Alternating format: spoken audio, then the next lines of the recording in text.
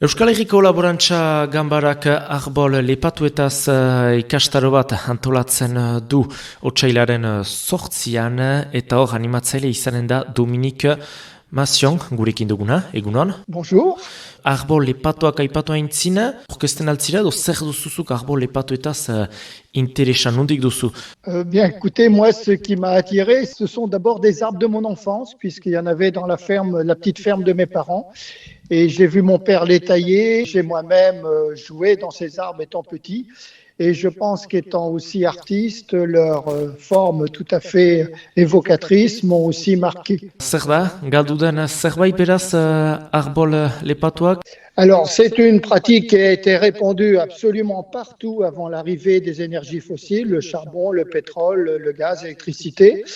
Et puis qui a presque disparu partout, mais pas complètement, puisqu'il y a des régions où on a continué et on continue encore à tailler ces arbres pour en récolter du bois, du fourrage, des fruits, enfin plein d'usages que nous donnent ces arbres. Argindarreko energia berri horiek agertu aintzin, zertarako baliatua zen? C'est une sorte de fontaine à bois, puisqu'à chaque fois que vous taillez l'arbre, eh bien, il repousse. Ce qui est intéressant, c'est qu'en même temps, vous avez l'espace au sol qui est dégagé. C'est-à-dire qu'en même temps, vous avez cette forêt surtaillie, comme on peut la considérer, une forêt même surfutée.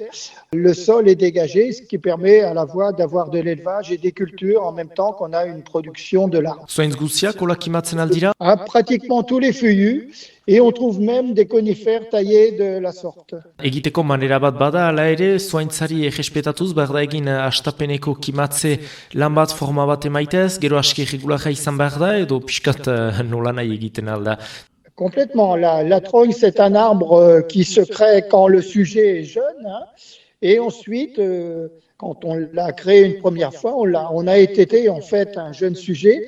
Ensuite, eh bien, on s'engage quelque part à le retailler régulièrement pour récolter son bois, dont la production va en grandissant. Gaur egun ikusten dugu, ala ere jende batzuk edo baratzi gintzan, etxetan ere deitzen dutena gatu buru edo olakimatua, horrek baduenez ez du berzentzua bortxaz?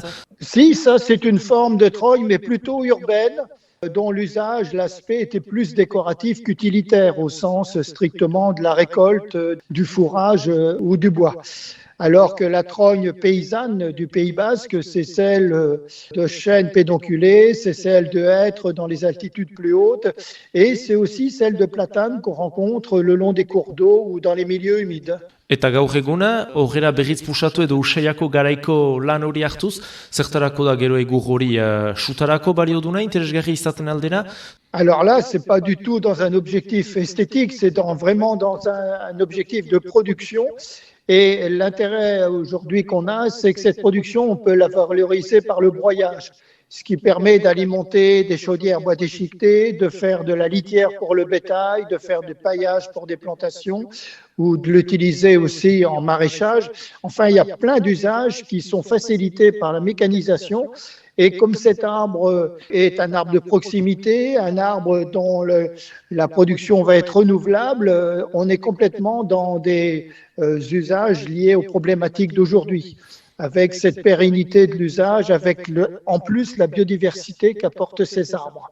Zuaintz ezberdinak aipatu ditugu, aritza, pagoa, platano ondoa, bakigu ez direla denak berdin pusatzen, beraz autu batzuk egin behar dira edo denekin intxatu behar da lan egiten.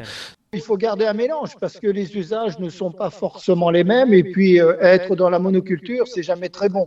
Et en fait, il faut jouer justement sur les essences les mieux adaptées au climat et au sol de la région, en fonction après aussi de l'altitude, parce que le hêtre, il va être plutôt utilisé plus en altitude, alors que le chêne pédonculé, lui, va très bien s'adapter, bien sûr, à des altitudes plus basses. Biziraupena, zuaintz bat tibola imatzen ari gilaik edo zuaintz bat naturalki uzten delarik imatu gabe, berdintxoa da? Alors, de manière surprenante, si les cycles de taille restent réguliers pendant des années, ça peut durer comme ça pendant des siècles. J'ai vu en Angleterre une trogne de chêne pédonculé âgée de 1300 ans. Et dans les forêts de trogne du Pays Basque, il y a des trognes de hêtres qui font plus de 600 ans. Donc ça dit à quel point cette taille, si elle est respectueuse de l'arbre, prolonge la vie de l'arbre au lieu de l'abréger. Eta hor, Euskal Herria aipatzen baitugu, bakigu Euskal Herrian gure ondarean sartua dela ere, batez ere pago zuaintz horiekin, baina galdua izan dela, eta gaur egune pago zuaintz horiek ikusten dira, lepatuak izan zirela, baina gero adarrak lodi eta lodiago bilakatu direna, orain berriz mozten bada edo galdua da, surritzen du gehiago arbolak, urteroko lan bada azkenean ere zuaintz horien atxikitzea. Chaque année, les cycles de taille étaient tout selon les usages, mais c'était souvent tous les 7 ans, tous les 9 ans. C'était des cycles qui n'étaient pas trop longs. Et c'est vrai que sur le hêtre, si on veut retailler des arbres qui n'ont pas été taillés depuis 40 ans, 50 ans, on risque vraiment de les condamner à mort. Donc ça, ce sont des situations très difficiles. Hélas, l'abandon de la taille fait que d'une part, les arbres, si on les retaille, risquent de mourir. Et en plus, s'ils ne sont pas taillés, ils risquent aussi de se casser, ce qui se passe dans les forêts de trogne du Pays Basque.